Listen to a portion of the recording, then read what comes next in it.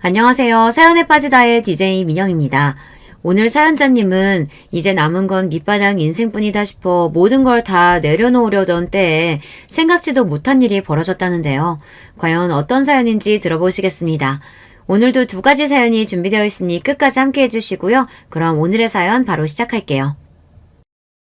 안녕하세요. 저는 내일 모레면 50인 여자입니다. 제 나이 어느새 중년에 접어들고 있네요. 50년 가까이 사는 동안 사는 게 너무 힘들어서 비눗방울처럼 한순간에 사라지고 싶다는 생각도 많이 했습니다. 하지만 자식이 있으니 제 마음대로 그럴 수는 없었어요. 못난 부모라도 없는 것보다야 있는 게 자식들에게는 더 나을 것 같아서요.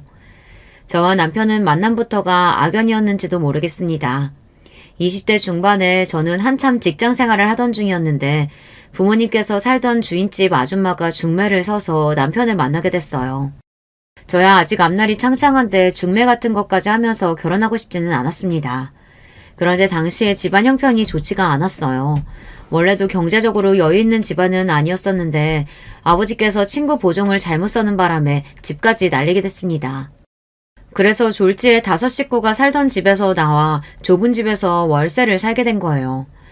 저와 오빠는 어떻게든 돈을 벌어 다시 집안을 일으키려고 했지만 부모님 생각은 달랐습니다. 형편이 어려우니 집안에 입이나 줄이자 싶으셨는지 오빠랑 저 둘 다 결혼을 시키려고 하셨어요. 부모님은 하루가 멀다 하고 주변에 아는 사람들에게 이야기를 해서 맞선 자리를 만들어 오셨어요. 오빠와 저는 매주 주말마다 맞선 자리에 나가야 했습니다. 저는 그런 부모님이 이해가 되지 않았지만 부모님은 완강하셨어요. 특히나 오빠보다도 저에게 유독 더 심하게 굴었습니다. 여자 나이 26이면 시집가서 애를 하나 낳아도 나을 나이인데 언제까지 부모한테 얹혀서 살 거야? 주인 할머니 말로는 남자 직업도 좋고 집안도 좋다니까 웬만하면 그냥 시집가서 살아. 그게 효도하는 거야. 아버지는 요즘 시대에 26이 무슨 노처녀라 그래. 나 시집 안 가도 내가 벌어서 알아서 살 수 있어. 뭐하러 힘들게 결혼해. 결혼해봐야 남편 뒷지닥거리에 시집살이에 힘들기만 하지. 이 지지배가 모르는 소리 하고 있네. 그런 소리야 인물도 못나고 나이만 잔뜩 먹어서 시집 못 간 여자들이나 하는 소리지. 너는 네 동생 보고도 그런 소리가 나와? 너 때문에 멀쩡한 막내가 시집 못 가게 생겼잖아. 결혼하는데 순서가 무슨 소용이라 그래. 그냥 막내부터 먼저 시집 보내요. 저는 위로 오빠 하나, 아래로 여동생이 하나 있어요. 친정아버지께서는 워낙 고지식하신 옛날 분들이라 항상 아들 장남만 챙기시던 분이었습니다. 대학도 저랑 여동생은 보내주지도 않아서 오빠만 혼자 대학을 나왔어요. 공부는 저나 여동생이 더 잘했는데도 말이죠. 결혼도 마찬가지였습니다. 오빠는 맞선도 여러 번 보고 연애도 여러 번 했었는데 결혼을 하고 이야기만 했지 누구랑 해라 닥달을 하지는 않았어요. 명색이 우리 집안 맏며느리인데 고민해서 골라야 한다고요. 아버지는 특히나 저를 시집을 못 보내서 안달이었어요. 제가 걸림돌이라고 생각하시는 것 같았습니다. 당시에 저보다 1살 어린 여동생이 남자친구가 있었는데 저 때문에 둘이 결혼을 못하는 거라고 하시면서 아버지께서 무조건 저에게 3달 안에 결혼하라는 말도 안 되는 소리를 하셨어요. 그래야 동생도 결혼시킨다고요. 제가 결혼하는데 순서가 무슨 상관이냐, 막내부터 그냥 시집 보내라고 해도 사람 불편하게 자꾸 제가 시집 갈 때까지는 안 된다고 하셨습니다. 시간이 갈수록 괜히 동생이랑 제부에게 제가 민망해졌어요. 제가 민망할 수밖에 없었던 게 동생이랑 제부가 연애를 오래 했어요.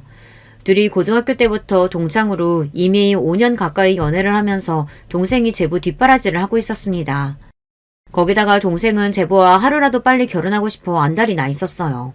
당시에 제부가 고시생이었는데 군대를 다녀오자마자 본 사법고시에서 떨어져서 낙심하고 있었거든요. 언니가 빨리 시집을 가야 나랑 윤상이도 결혼을 할 거 아냐.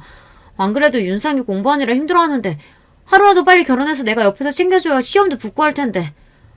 내년에도 우리 윤상이 시험 떨어지면 언니 책임인 줄 알아? 여동생이 하다하다 예비 제부 시험 떨어지는 것까지 제 탓을 하더군요. 저도 웬만하면 좋게 넘어가라고 했는데 동생이나 예비 제부나 저랑 1살 차이라 다 같이 학교 다니면서 친하게 지내던 사이인데 제가 왜 동생들 앞길을 막는 일을 하고 싶었겠어요. 여동생이 하도 저를 쏘아보면서 말도 안 되는 소리를 하길래 저는 기가 막혀서 그날 여동생이랑 한바탕 했습니다. 야, 윤상이 시험 떨어지는 게 왜 내 잘못이냐? 윤상이가 공부를 안 해서 그런 거지. 그리고 너 바보냐? 아버지 생각 아직도 모르겠어? 윤상이 시험 붙고 나서 너랑 결혼시키려고 괜히 아버지가 내 핑계 대는 거잖아. 그랬습니다. 아버지께서 괜히 엄연히 순서가 있는 거다 하시면서 제가 먼저 시집을 가야 동생도 결혼시켜주겠다고 하기는 했지만 그게 다 아버지 작전이에요. 공부만 하는 고시생이랑 결혼해봐야 동생이 고생할 게 뻔한데 우리 형편에 아버지도 고시생 사위에게 딸을 시집 보내고 싶지는 않은 겁니다. 이왕이면 고시라도 패스하고 나서 결혼을 시키려고 하시는 거죠. 인생이라는 게 어떻게 될지 한치 앞을 모르는 거니까요. 암튼 이러다가 나랑 윤상이랑 결혼 못하게 되면 다 언니 탓인 줄 알아.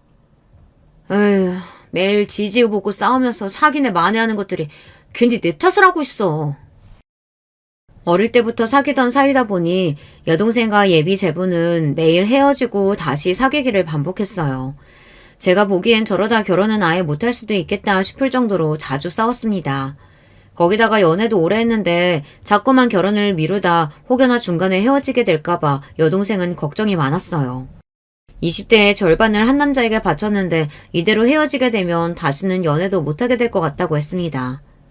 저는 여동생의 생각이 바보 같다고 생각했지만 저에게는 이미 선택권이라는 게 없었습니다. 하나뿐인 동생이 저렇게까지 말하는데 언니로서 버텨봐야 뭐 하겠어요. 거기다가 예비 제부가 사법시험에 합격하고 난 뒤에 갑자기 동생이랑 헤어지겠다고 해버리면 온 가족이 제 탓을 할 게 뻔한데 저는 그게 너무 무서웠습니다. 거기다가 어쩌면 저도 이번이 결혼할 수 있는 마지막 기회인지도 모르는데 진지하게 생각해봐야겠다 싶었어요. 그전에도 남자가 아예 없었던 건 아니었는데 남자를 만날 때마다 저의 조건들이 발목을 잡기는 했습니다. 몇 번 만나다 우리 집 사정 이야기를 하면 100이면 100 남자들이 서서히 멀어졌어요. 우리 집 형편이 힘들기는 하거든요. 생각해보면 그 남자들이 똑똑한 거예요. 저 같아도 우리 집 같은 집에 장가 오기 싫을 것 같아요. 아버지께서 가진 것도 없으면서 여기저기 오지랖을 부리다 집이 쫄딱 망해서 집 같지도 않은 집에서 5식구가 살았어요. 거기다가 돌아가시기 전까지는 할머니 할아버지까지 모시고 살았습니다.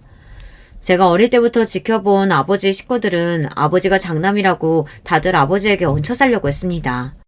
정작 할머니 할아버지도 장남이라고 아버지에게 해준 것도 없는데 와중에 아버지는 본인이 장남이라고 이모 수술비에 사촌오빠들 대학 등록금까지 내주느라 빚도 어마어마했습니다. 만나던 남자들이랑 좀 가까워졌다고 느꼈을 때 그런 이야기를 하면 다들 표정이 썩 좋지 않더라고요. 그럴만하죠. 제가 뭐 볼 게 있다고 그런 사정까지 감수하면서 결혼 생각을 하겠어요. 그러니 이번에 만나는 남자가 어쩌면 결혼할 수 있는 마지막 남자일지도 모른다고 생각할 만했죠. 물론 외모도 그렇고 나이도 저보다 너무 많아 마음에 들지 않았지만 제 사정상 그 남자가 제가 싫다고 하지 않으면 제가 마다할 자격이 없었습니다. 저는 고졸인데다가 직장도 변변치 않았는데 남자는 동사무소에서 일하고 집안도 좋다는데 제가 어떻게 마음에 안 든다는 소리를 할 수 있었겠어요. 더군다나 남편과 처음 만났을 때 남편이 저에게 했던 말이 있었는데요. 저는 그 말에 꽂히고 말았습니다. 제가 내년에 다른 지역으로 발령이 나서 고향을 떠나야 해요. 그래서 결혼식을 하게 되면 좀 서두르고 싶은데 어때요? 저는 항상 지긋지긋하니 동네를 떠나고 싶었습니다. 평생 시골 동네에서 살면서 서로 수저가 몇 개 있는지까지 빤히 아는 이런 코딱지만한 동네를 벗어나고 싶었어요. 그런데 태어나 처음 보는 남자가 저에게 내년이면 본인이 다른 지역으로 발령나서 이 동네를 떠나야 하니 결혼을 좀 서두를 수 있냐입니다. 저도 그 순간 왜 그런 생각을 했는지 모르겠지만 남편이 마치 구세주처럼 보였습니다. 드디어 나를 이 거지 같은 동네에서 구해줄 백마탄 왕자님이 나타난 건가 싶을 정도로요. 젊은 시절에 저는 그 정도로 철이 없었습니다. 평생 그렇게 고생을 하고도 결혼이 뭔지도 제대로 모르고 무작정 도시로 나갈 생각만 하며 좋아했어요. 저는 결국은 남편과 결혼하기로 결심했습니다. 그런데 한 가지 걸리는 게 있었습니다. 남편과 결혼하겠다고 날짜까지 다 잡은 상태였는데 상견례 날 하마터면 제 입으로 결혼식을 안 하겠다고 할 뻔했어요. 세상도 참 좁지. 제가 고등학교 다닐 때 반에서 저를 무지하게 괴롭히던 나쁜 년이 하나 있었는데 글쎄 그 년이 남편 동생이더라고요. 그것도 하나밖에 없는 동생이요. 이름이 은영이라는 년인데 이 년이 이유도 없이 매일 저를 그냥 놀리고 괴롭혔어요. 그냥 제가 키가 작고 피부가 하얀 게 마음에 안 든다고요. 매일 말도 안 되는 핑계로 제 물건을 뺏고 친구들과 어울리지 못하게 했습니다. 상견례 자리에서 은영이 년을 만나고 나서 저는 진지하게 결혼을 고민했어요. 평생 잊히지 않은 상처를 준 년인데 그런 년이랑 어떻게 가족이 될 수 있을까 싶어서요. 더군다나 더 기가 막히는 건 은영이 그년의 태도였습니다. 학창시절 내내 지독하게 괴롭혔던 건 본인이면서 저를 보자마자 오히려 본인이 더 기막혀 했습니다. 와, 오빠 미쳤어? 쟤 고졸이야. 서울에서 대학까지 나온 오빠가 뭐가 아쉬워서 저런 별 볼 일 없는 애랑 결혼을 해. 어른들도 있는 자리에서 은영이 너는 저를 보자마자 삿대질을 하며 본인 오빠랑 안 어울린다고 소리를 쳤습니다. 순식간에 제 얼굴이 빨갛게 달아올랐어요. 여자가 대학 나와봐야 뭐해. 괜히 아닌 척이나 해서 남자 피곤하게 하지. 나는 그런 거 상관없으니까 괜한 소리 하지 말고 조용히 하고 있어. 남편은 제 편을 든다고 한 소린지 모르겠지만 사실 저는 남편 말이 더 기분이 나빴습니다. 물론 남편이나 저나 둘이 연애를 한 사이도 아니고 소개로 만나서 결혼을 결정하긴 했지만 남편의 말투에서 왠지 전혀 애정이 느껴지질 않았어요. 우리 장난 말이 맞다. 여자가 너무 많이 알아봐야 남편 피곤하게 하는 소리나 하지. 여자란 자고로 말수가 적고 얌전해야 데리고 살 맛이 있는 거야. 사돈 말이 맞습니다. 우리 집엔 딸년이 둘이라 아주 시끄러워서 정신 다 나와 죽겠어요. 우리 이서방 덕분에 하나 해치워서 얼마나 고마운지 모르겠습니다. 아버지는 무슨 그런 소리를 하세요? 어허, 어른들 말씀하시는데 네가 왜 끼어들어? 네 언니 시집가고 나면 바로 네 차례야. 알지? 바로 밑에 동생도 결혼할 사람이 있나 보네요. 아유, 사돈은 좋으시겠어요. 우리 집 딸은 연애도 통 못하고 선만 보면 매일 차이고 들어와서 걱정인데. 엄마는?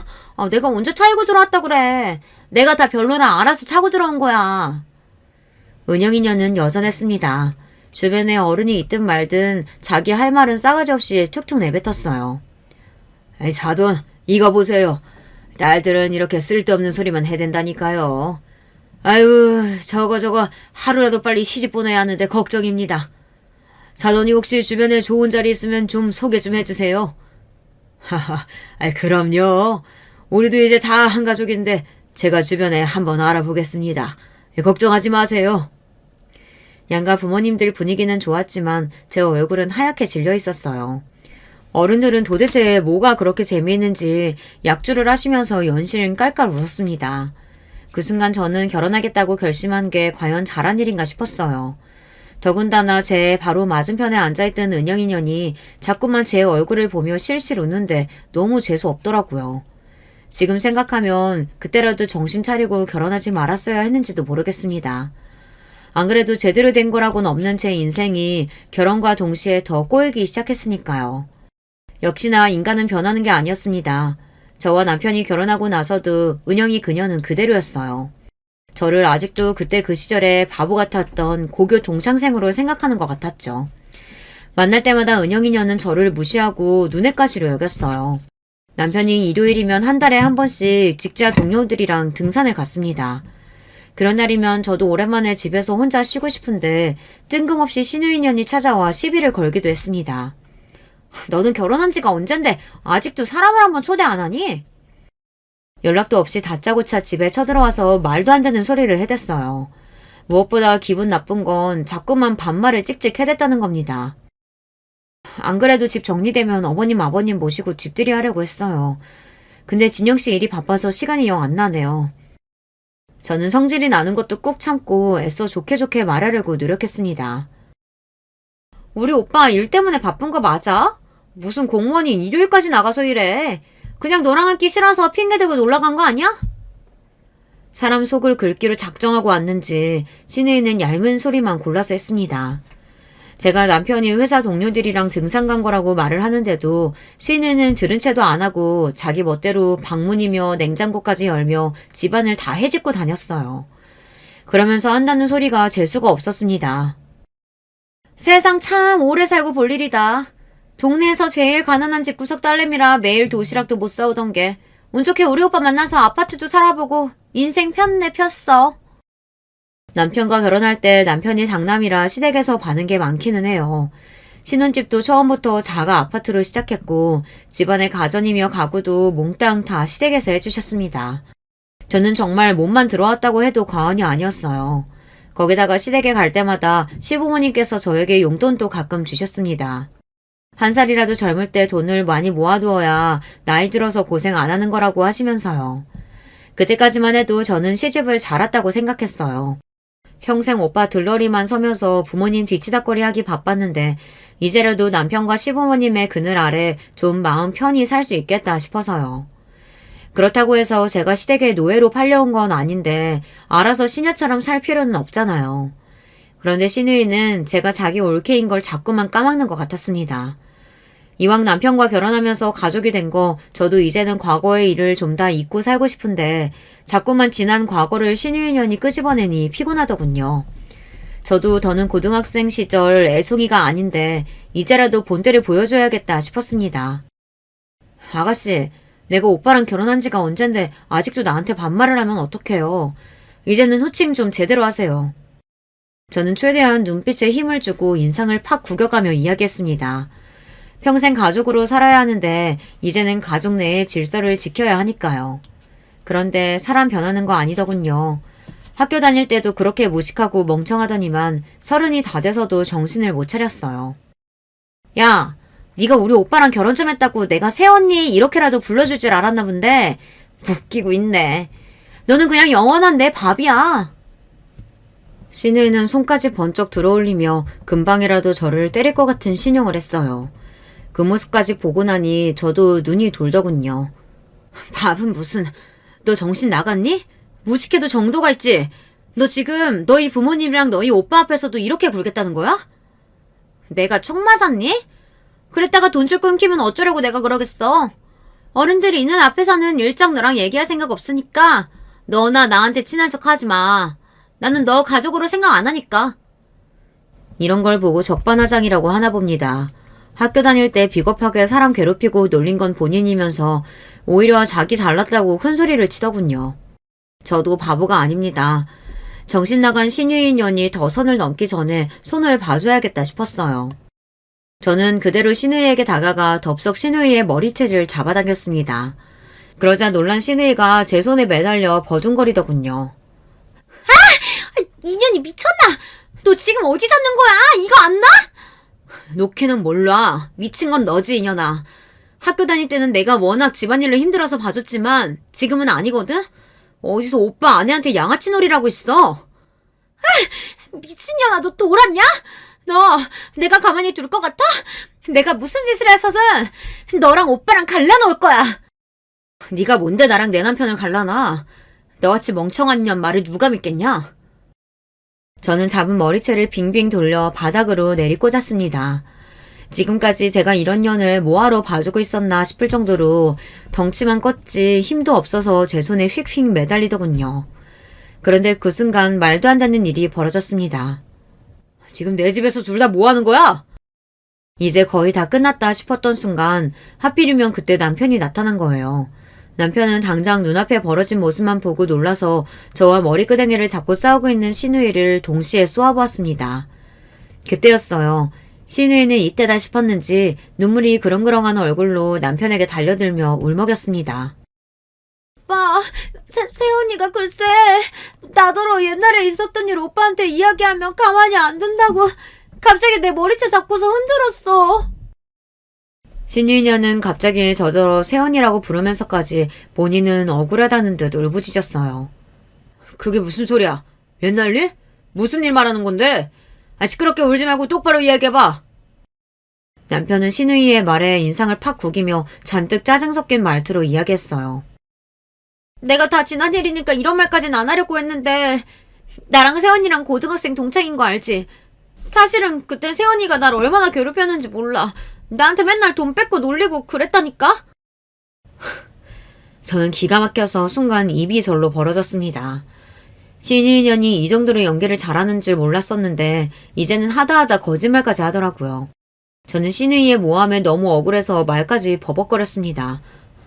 너 이은영 지금 무슨 소리 하는 거야? 내가 널 언제 괴롭혀? 괴롭혀도 네가 날 괴롭혔지?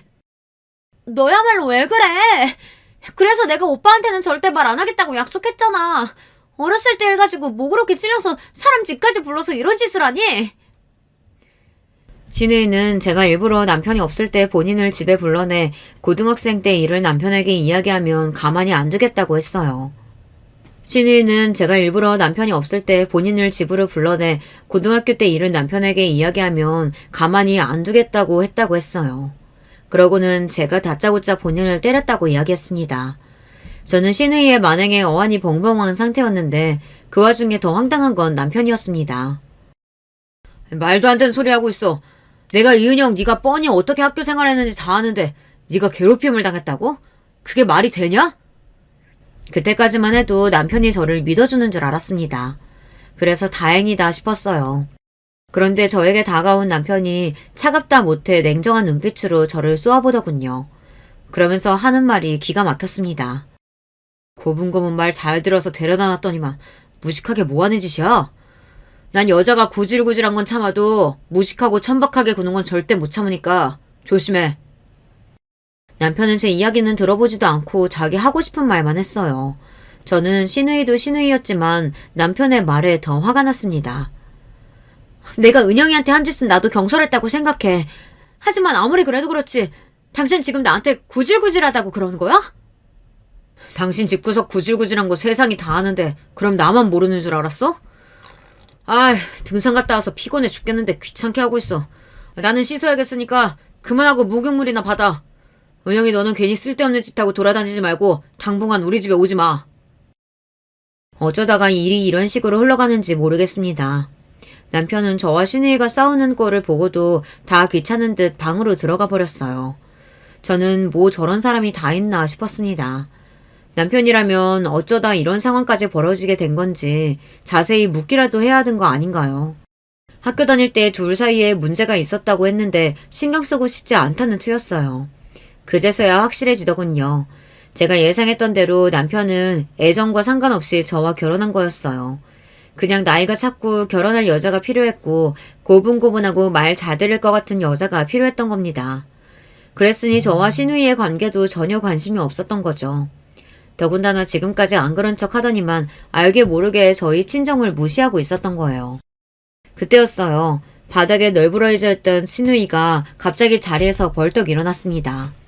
그러더니 저에게 한다는 소리가 기가 막혔어요. 그러면 그렇지. 저 얼음장 같은 인간이 내가 괴롭힘 당했다고 해도 눈 하나 깜빡할 리가 없지. 아휴, 너 잘 들어. 우리 오빠 하는 짓 너도 봤지? 앞으로 우리 오빠 같은 인간이랑 사는 게 너한테는 어차피 지옥일 거다. 신우이는 악담을 혼자 질러놓고는 그대로 돌아갔어요. 저는 전생에 도대체 무슨 죄를 지었을까? 무슨 죄를 지었길래 평생 이런 인간들과 만나서 팔자가 자꾸만 뒤틀리는지 모르겠습니다. 그런데 살다 보니 신우이가 한 소리가 무슨 소리인지 알 것 같았어요. 남편은 제가 생각했던 것보다 훨씬 더 문제가 많은 사람이었습니다. 그 전까지는 남편이 차갑고 무뚝뚝하지만 착실하고 성실한 사람인 줄 알았어요. 저도 남편이 미치게 좋아서 한 결혼은 아니었지만 그래도 남들처럼 자식 낳고 살다 보면 자연스레 가족이 되는 거겠지 싶었거든요. 남편이 다른 건 몰라도 옆에서 봤을 때 직장 생활도 잘하고 직장 사람들하고도 잘 지낸 줄 알고 있었어요. 그런데 살다 보니 사람이 겉으로 보이는 모습이 전부가 아니더군요. 남편은 굉장히 이중적인 사람이었습니다. 제가 둘째를 낳은 지 얼마 되지 않았을 때예요. 그날도 어김없이 집에서 아이들이랑 지지고 볶고 있었는데 낮에 남편 회사 사람들이 집으로 찾아왔어요. 감사팀에서 나왔다는데 남편 컴퓨터와 은행 사용 내역을 확인해야 한다고 하더라고요. 저는 놀라서 곧바로 남편에게 전화를 걸었습니다. 그러자 남편이 언성을 높이며 오히려 저에게 화를 내더군요. 모르는 사람들한테 문을 열어주면 어떡해? 내가 지금 당장 집으로 갈 테니까 컴퓨터 확인 못하게 하고 그 인간을 잡고 있어. 남자들만 5명이 넘게 하는데 내가 이 사람들을 어떻게 말려. 벌써 당신 컴퓨터 코드 뽑고 난리 났어. 이 사람들 도대체 누구야? 남편이 평소에도 화가 나면 저나 애들 앞에서 버럭버럭 하긴 했지만 그날은 더 화가 나서 언성을 마구 높였어요. 저는 남편의 격앙된 목소리에 이게 보통 일이 아니기는 하는구나 싶었습니다. 저는 순간 겁이 덜컥 났습니다. 그런데 보통 일이 아니기는 아니었어요. 그 일로 남편은 직장을 잃었습니다. 동사무소에서만 일하다가 작년에 구청으로 옮기면서 어깨가 으쓱해져서 다니더니만 결국은 대형 사고를 쳐서 잘렸어요. 알고 보니 이 인간이 동무원이랍시고 일하면서 이래저래 뇌물을 받았나 보더라고요. 남편이 근무하는 부서가 재건축 관련해서 시청에서도 중요한 부서였는데 같이 일하는 직원들이랑 작당하고 건설사 영업하는 사람들한테 돈이랑 접대를 받았나 보더라고요. 그게 걸려서 집에 감사실 직원들까지 온 겁니다. 그 일로 남편은 시청에서 잘리고 졸지에 백수가 됐습니다. 아무리 돈이 좋아도 그렇지 겁도 없이 어떻게 그런 짓을 해? 생각해 놓은 건 있는 거야? 앞으로 우리 어떡해? 애 키운다고 저도 회사를 그만둔 상태인데 남편까지 시청을 잘렸으니 앞으로 우리 네 식구 어떻게 먹고 살아야 하는 건가 앞이 까마득했습니다. 그런데 남편은 본인이 잘못해서 벌어진 일인데도 뻔뻔하기까지 했어요. 내가 주변에 아는 사람이 얼마나 많은데 먹고 살 걱정을 해. 걱정하지 마. 지금이라도 당장 자기네 회사 들어오라고 도와달라는 사람들 많아. 남편은 철통밥이라는 공무원까지 잘려놓고 뭐가 그렇게 잘났는지 본인이 다 알아서 하겠다고 큰 소리를 쳤어요. 그때까지만 해도 저는 남편이 정말 다 알아서 할 거라고 기대했습니다. 그런데 아니더군요. 남편은 말만 번지르르하게 할 뿐 실속이라고는 없었어요. 물론 남편이 아무것도 안 하고 손을 놓고 있었던 건 아니에요. 시청에서 같이 잘린 동료들과 사업을 하겠다고 시부모님께 손을 벌려 도움을 받아 몇 달 바쁘게 다니더니만 결국은 그 동료들하고도 사이가 틀어져서 괜히 돈만 날리고 사업은 시작도 못했어요. 도대체 뭘 하고 다니는지 뭐가 허가가 나네 안 나네 함께 동업하기로 한 동료들이랑 매일 싸우는 것 같더라고요. 그뿐만이 아닙니다. 장사의 장자도 모르면서 시부모님을 설득해 고깃집을 하겠다고 또 몇 달을 정신없이 다녔어요. 그동안 저는 모아둔 돈도 생활비로 다 써버려서 혼자 끙끙 앓고 있었습니다. 언제부턴가 남편이 생활비를 아예 주지를 않았거든요. 저는 버티다 더는 안 될 것 같아 남편에게 생활비가 없다고 애 기저귀 살 돈도 없다고 말했습니다. 그러자 남편 표정이 확 변하더군요. 인상을 구기면서 저를 노려봤어요. 내가 놀아? 한다고 하는데 사정이 안 좋은 걸 어떡하라 그래. 나도 돈이라고는 담배 살 돈밖에 없으니까 그 정도는 당신이 알아서 좀 해. 집에서 아무것도 안 하고 놀고 있으면서 어디서 기저귀 타령이야. 혼자 애 둘을 하루 종일 붙어서 보는데 남편은 저에게 집에서 놀고 먹는 사람 취급을 했어요. 매일 밖에 나가서 본인 볼일 본다고 집에는 일절 신경도 안 쓰면서 돈까지 안 주니 저로서는 답이 없었습니다. 그때 저를 도와준 사람이 바로 여동생이에요. 여동생은 제가 결혼하고 얼마 뒤 바로 당시 만나던 남자친구와 결혼을 했어요. 제부는 결혼한 해에 사법고시를 통과해 현재 검사로 있습니다. 결혼할 때에는 주변에서 다들 저에게 시집 잘 간 거라고 했는데 막상 살아보니 저보다 동생이 시집을 가도 훨씬 더 잘 간 거더라고요. 동생을 보면서 느낀 게 결혼은 무조건 연애에서 하는 게 맞는구나 싶어요. 둘이 함께 연애하면서 좋은 일 나쁜 일 같이 겪다 보니 결혼해서 살면서도 웬만한 힘든 일에 흔들리지 않고 서로 의지하면서 잘 살더라고요. 최근에 제부가 지방법원에 발령이 나서 동생이 혼자 있어요. 그러다 보니 저랑 자주 만납니다. 동생도 애가 둘이고 저도 아이들이 있다 보니 애들 데리고 동생이 우리 집에 자주 왔습니다. 그러다 보니 자연스레 제가 어떤 꼴로 사는지 동생이 다 알게 됐어요. 남편이 저를 어떻게 대하는지 동생은 웬만해선 다 알고 있었죠. 형부는 아무리 힘들어도 그렇지 생활비를 안 주면 도대체 애랑 어떻게 살라는 거야? 우리 아빠는 집에는 안 들어와도 생활비는 꼬박꼬박 붙이는데. 그러게 말이다. 이 인간은 집에도 안 들어오는 주제에 돈도 안 주니 도대체 나더러 어떻게 살라는 건지 모르겠다. 당시에 애들이 둘이나 있다 보니 돈 들어갈 때가 많았습니다. 정말 숨만 쉬어도 나가는 돈이 어마어마했어요. 그런 와중에 남편에게 이야기를 해도 들은 척을 안 하니 저로서는 어떻게 살아야 하나 답이 없었습니다. 저나 동생이나 어려서부터 가난하게 자랐다 보니 성인이 돼서는 돈 걱정만 안 하고 살면 좋겠다 싶었습니다. 그래서 애 낳기 전까지 직장생활 열심히 해서 돈을 번 거기도 하고요. 그런데 애 둘 낳고 살다 보니 제 마음대로 되는 게 하나도 없더군요. 남편이 돈을 못 벌어다 주면 나라도 나가서 벌어야 하는데 애들한테 묶여있으니 그것도 쉽지 않았어요. 친정이나 시댁이나 도와줄 사람이 없었거든요. 언니, 이거 내가 결혼 전에 모아놨던 돈인데 나는 지금 당장 필요 없으니까 언니 급한데 써. 정말 얼마 안 되니까 안 갚아도 돼. 한동안 남편이 생활비를 안 준다고 하소연을 좀 했더니 동생이 마음에 걸렸나 봐요. 자기가 아가씨 때 모아둔 적금 통장을 저에게 건넸습니다. 당장 본인에게는 필요 없는 돈이니 저에게 쓰라고 했어요. 저는 괜찮다고 왜 그러냐고 한사코 거절했습니다. 그러자 오히려 동생이 저에게 더 화를 내더군요. 언니, 사람 무한하게 왜 그래? 우리가 남도 아니고 형제인데 서로 힘들 때 도와줄 수 있는 거지. 언니는 나 힘들면 안 도와줄 거야? 정말 얼마 안 되니까 그냥 써. 염치가 없는 거야 저도 잘 알지만 당시에는 상황이 너무 힘들다 보니 저도 동생의 통장을 받았어요. 통장에 1,000만 원이 들어있더라고요. 저는 통장을 확인한 순간 울컥 눈물이 났습니다. 매일 제 팔자를 탓하고 사느라 누구도 나를 걱정하고 생각해주는 사람은 이 세상에 없다 원망하며 살았는데 그랬던 제 모습이 후회됐습니다. 정말 하루하루 사는 게 힘들고 드디어 내 인생이 바닥을 쳤다고 생각했던 절망의 순간 저에게 손을 내밀어준 동생 덕분에 저는 힘을 냈어요. 그리고 혹시나 동생에게도 힘든 시간이 닥치게 된다면 그때는 내 사정이 어떻든 무슨 일이 있어도 동생을 돕겠다 다짐했습니다. 동생 덕분에 힘든 고비를 넘긴 저는 애들이 유치원에 다니기 시작한 순간부터 곧장 직장을 구해 일을 했습니다.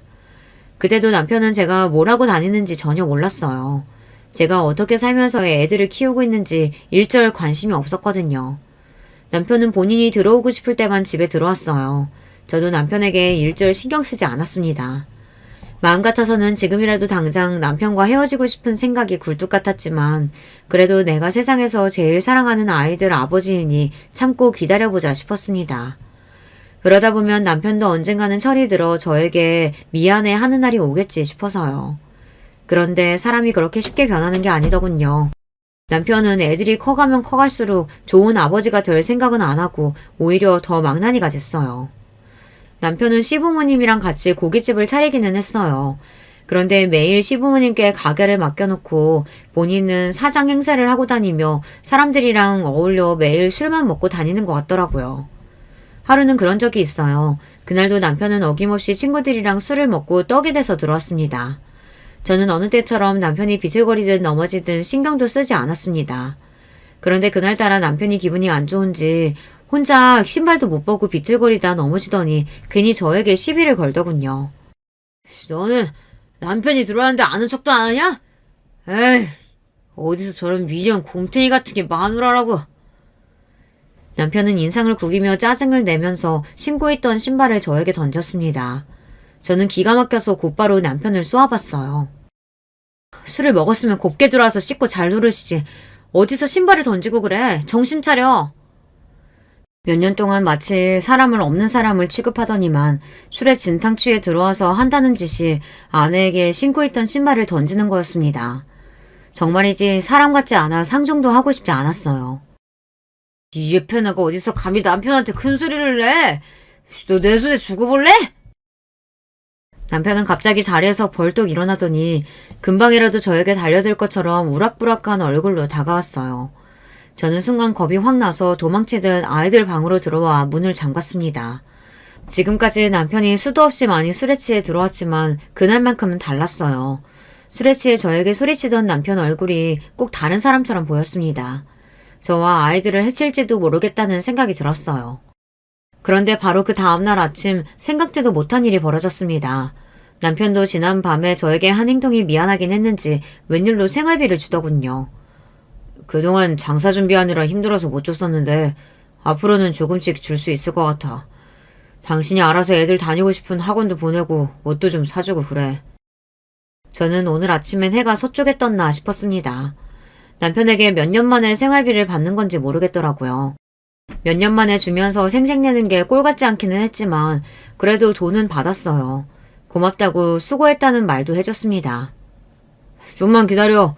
이제 금방 입소문만 나면 돈 긁어 모으는 건 시간 문제야.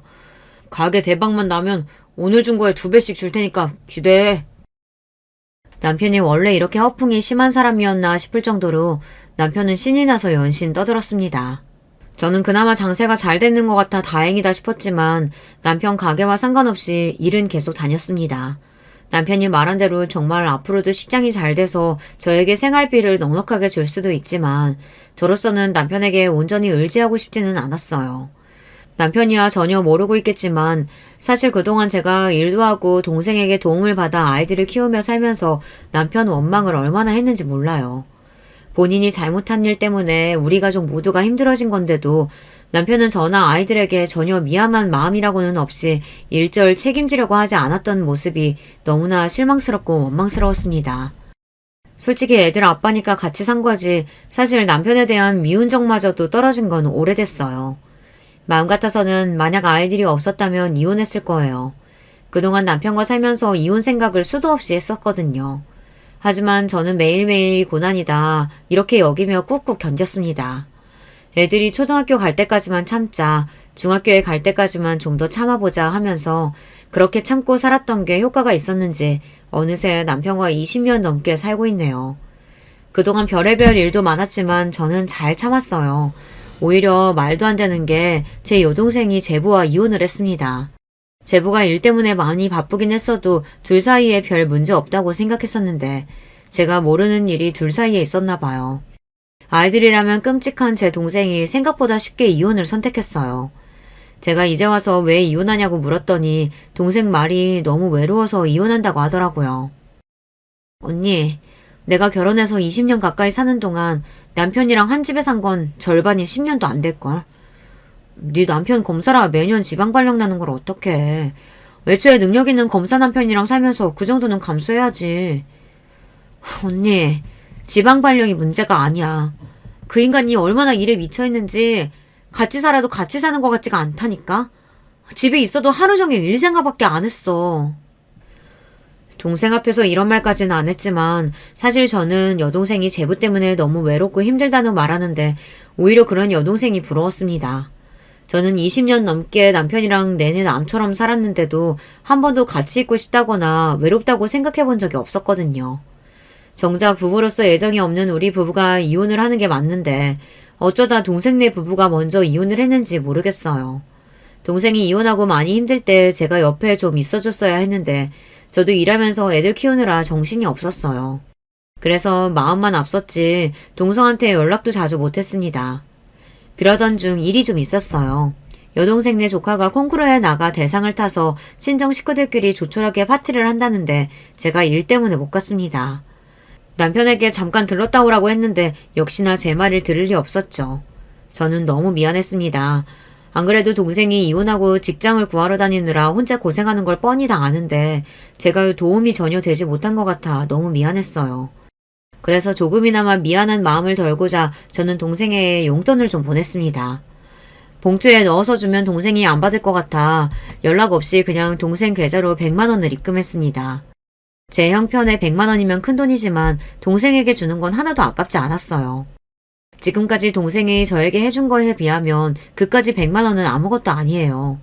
제가 힘들 때 옆에서 제일 많이 위로하고 도와준 게 바로 동생이었으니까요. 그런데 그날 저녁 일이 벌어졌습니다.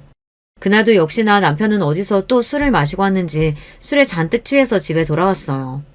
그러더니 다짜고짜 저를 불렀습니다. 야! 이 도둑년 어딨어?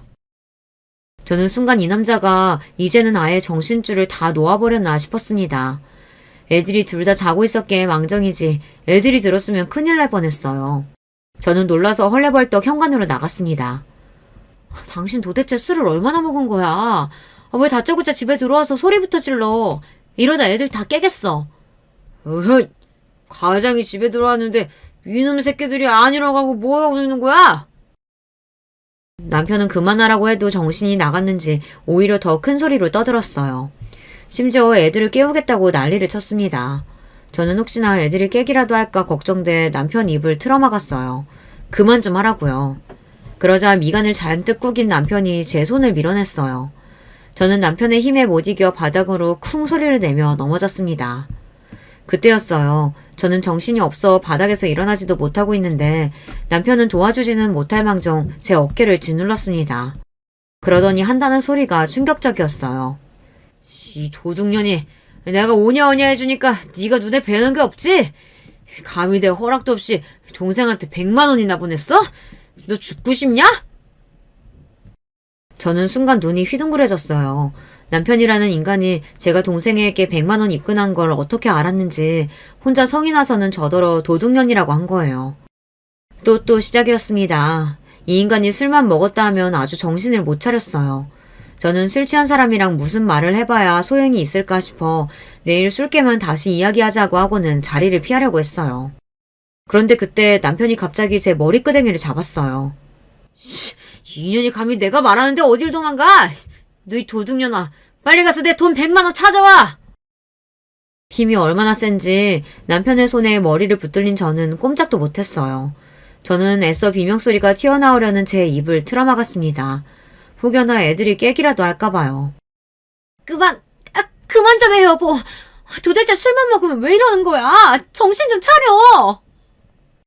저는 남편이 무서웠습니다.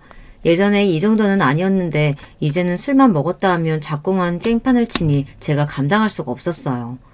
저는 애써 남편을 달래서 방까지 끌고 가 재웠습니다. 그날 밤 혼자 얼마나 울었는지 몰라요.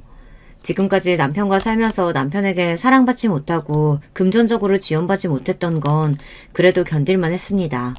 어쩌면 그건 남편의 의지만으로 할 수 없는 일이었을지도 모르니까요.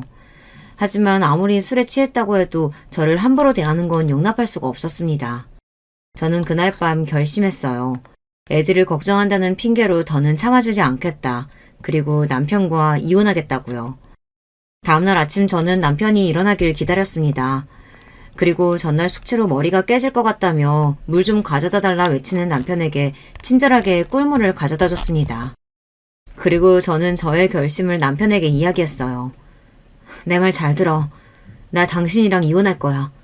그러니까 이혼하게 되면 재산 분할이랑 아이들 문제는 어떡할 건지 생각해도. 제 말에 놀란 남편은 입에 물고 있던 꿀물을 뱉었습니다. 그러더니 저에게 갑자기 무슨 소리냐고 황당하다는 식으로 이야기하더군요. 내가 어제 술 좀 늦게까지 먹고 왔다고 이러는 거야? 아, 우리가 신혼도 아니고 그깟일 가지고 이혼은 무슨 이혼이야. 그깟일 아니야. 당신 어제 나 밀치고 머리끄댕이까지 잡았어. 내가 아무리 이야기해도 기억 안 나는 척 하겠지만 진짜야. 난 당신한테 이런 취급 받으면서 절대 못 살아. 남편은 제 말에도 심각성을 전혀 느끼지 못했습니다. 오히려 제 말에 시시덕거리며 웃었어요. 아, 머리도 아프고 바빠 죽겠는데 아침부터 옆에 내가 쉰소리라고 있어. 쓸데없는 소리 하지 말고 출근하게 밥이나 차려. 남편은 그런 인간이었습니다. 항상 제 생각이나 감정보다 본인의 생각과 감정만이 중요한 사람이었죠. 저는 더 이야기할 거 없겠다 싶었습니다. 그리고 그날 오후 동생에게 연락했어요. 저보다 먼저 이혼을 해본 동생에게 조언을 구하려고요. 그런데 연락을 했다가 신기한 이야기를 들었습니다. 동생이 민망해하면서 이야기를 하는데 글쎄 제부랑 다시 합치기로 했다네요. 저는 제 일은 새까맣게 까먹을 정도로 너무 좋았습니다. 그럼 그렇지. 이혼이야 해도 내가 해야지. 너희가 왜 하니? 너무 잘 생각했다. 잘했어 정말. 그만해 언니. 나도 민망해 죽겠어. 근데 언니 말은 또 뭐야? 언니가 이혼하긴 왜 이혼을 해? 안 그래도 정신없을 동생에게 할 이야기는 아니었지만 그래도 동생에게는 제일 먼저 이야기를 해야 할 것 같아 지금까지 남편과 있었던 이야기를 모두 했어요. 그리고 이혼하겠다고도 이야기했습니다. 제 말에 잔뜩 심각해진 목소리로 여동생이 저에게 곧바로 이혼하라고 소리쳤습니다. 뭘 망설여. 내가 도와줄 테니까 걱정하지 말고 이혼해. 어떤 사내 새끼가 할 짓이 없어서 마누라한테 손을 대. 내가 그 자식 가만히 안 둘 거야.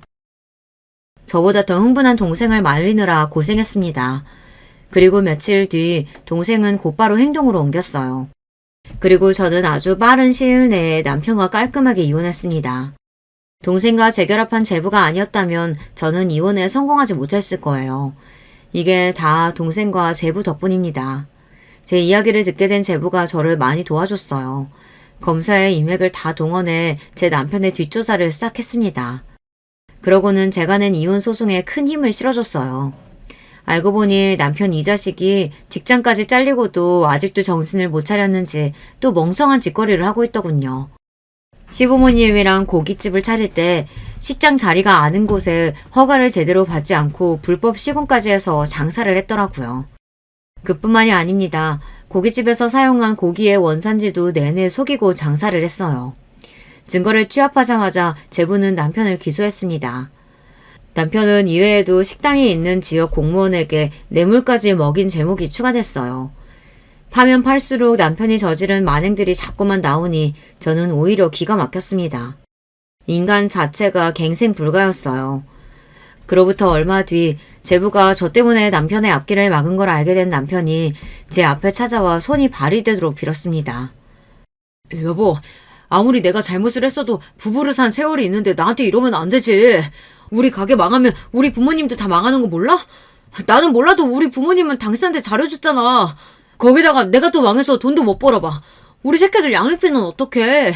이혼할 때 하더라도 우리가 애들 부모인데 살 길은 만들어 놓고 헤어져야지. 남편은 말을 참 잘해요. 제가 어느 대목에서 흔들리는지 아주 잘 알고 있습니다. 애들 이야기를 하니 저도 모르게 살짝 흔들렸어요.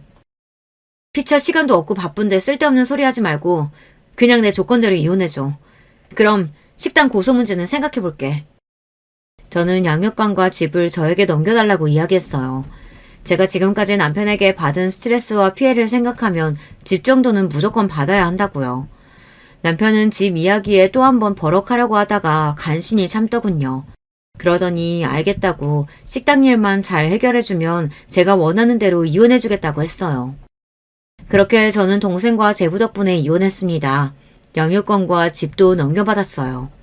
하지만 아직 남편 식당 관련 소송은 진행 중입니다. 남편은 저에게 매일 찾아오고 연락해요. 약속대로 잘 진행되도록 제부에게 이야기해달라고요. 내가 검사도 아닌데 그걸 내 맘대로 어떻게 해. 당신 대한민국 검사를 도대체 어떻게 생각하는 거야? 제 말에 남편은 난리를 쳤지만 저는 그대로 연락을 끊어버렸습니다. 그리고 남편과 살던 집도 팔고 여동생네 근처로 이사를 했어요. 물론 남편 식당 소송이 앞으로 어떻게 될지 모르겠어요. 저도 시부모님을 생각하면 마음이 쓰이지만 남편이 잘못한 일이니 당연히 죗값을 치러야 한다고 생각해요. 저와 아이들은 이혼 후에도 여전히 잘 지내고 있습니다. 여동생네 조카들과 나이대가 비슷하다 보니 가까이 살면서 서로 친형제처럼 사이좋게 잘 지내고 있어요. 저와 여동생처럼 말이죠.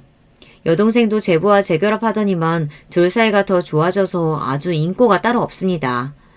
저도 남편과 헤어진 후에는 마음 졸이며 살 일이 없어서 한결 마음이 가벼워졌어요.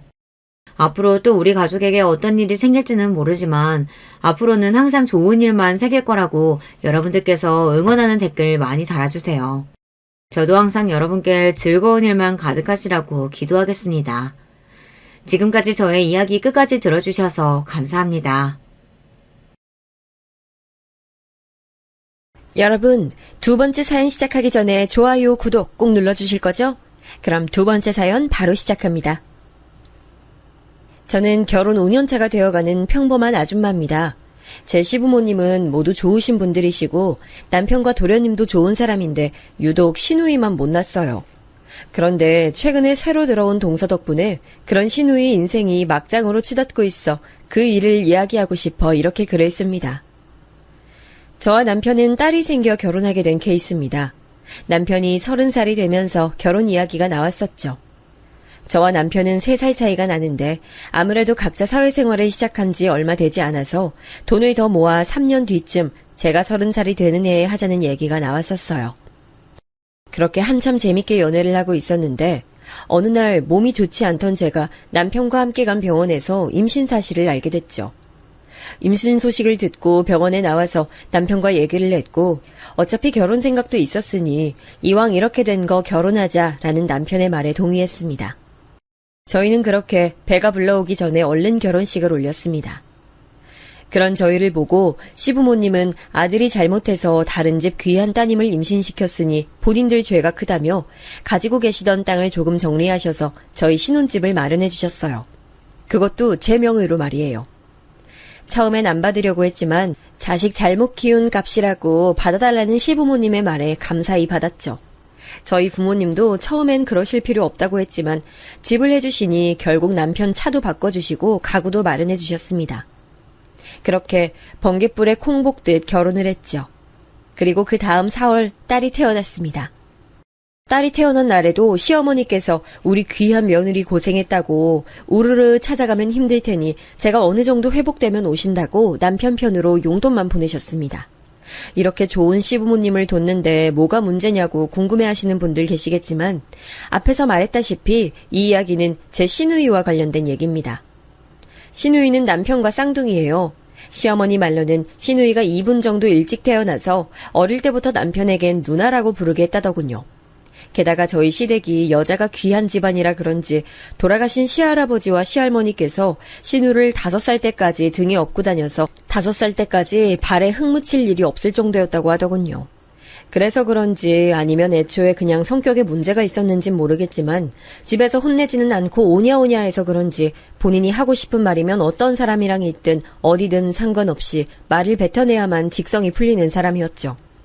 그래서 그런지 저는 좋은 부모님과 좋은 동생들 사이에서 어쩜 이런 사람이 태어났을까 하는 의구심이 드는 사람이었습니다.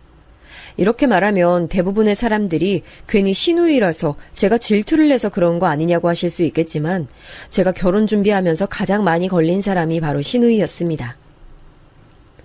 와, 옳게 좋겠다. 뱃속에 아기 하나 있다고 취집 성공하고. 나도 취집하고 싶다, 취집. 보통 이런 이야기는 자기 친구들과 하지 않나요? 물론 친구들과도 이런 얘기를 하는 건 아니지만 무튼 이런 얘기를 양가 부모님께서 다 모이신 상견례 자리에서 하는 건 예의가 아니죠. 그 말을 시누이가 뱉자마자 화기애애했던 분위기가 싸해졌어요.